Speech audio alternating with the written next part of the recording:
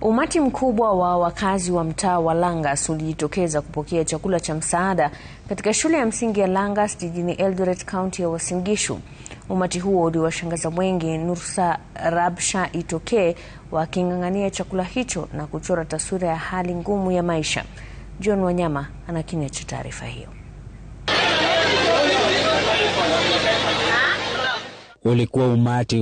Ulikuwa umati wa maelfu ya watu kuwahi kushuhudiwa katika eneo hili angalau waweze kupata chakula cha msaada cha kusherehekea msimu huu wa Krismasi. Wengi waliozungumza wamesema hali ngumu ya kiuchumi ndio imewapelekea kufurika kwa wingi angalau wapate chakula.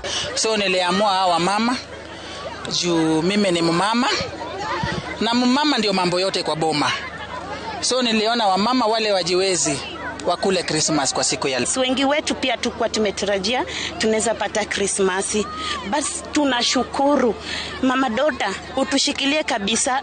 Florence Akinyi aliyekuwa akigawa chakula hicho kwa watu wasiojiweza amesema alitarajia watu 2,000 tu, lakini ameshangazwa na umati mkubwa wa watu wa zaidi ya 5,000 waliojitokeza. Yona si hali ya uchumi.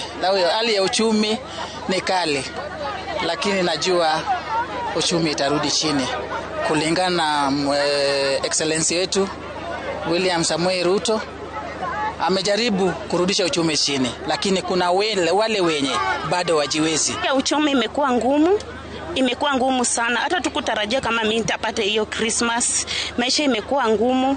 Sikutarajia ndakula chapati, lakini siku ya leo nakula chapati na mchele na ninafurahia sana. Florence amesema kuna haja kubwa kwa Wakenya wenye nia njema kuwafikia watu wasiojiweza kwenye msimu huu angalau nao waweze kusherehekea sikukuu. Na hata kama unajua wamama ndio wanasikianga utu. Na wale wenye wanajiweza yenye wako nayo watoke nje wasaidie wale wenye wajiwezi. Na kuna kitu kama mimi ambaye niko na disability. Niko na mtoto kule nyumbani.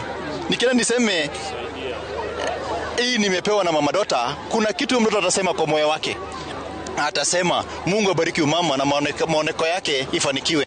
Umati uliojitokeza hapa ni thibitisho dhahiri kuwa Wakenya wengi wanahangaika na wanahitaji msaada, hususan katika vitongoji duni, ili waweze kujikimu kwenye msimu huu wa sikukuu.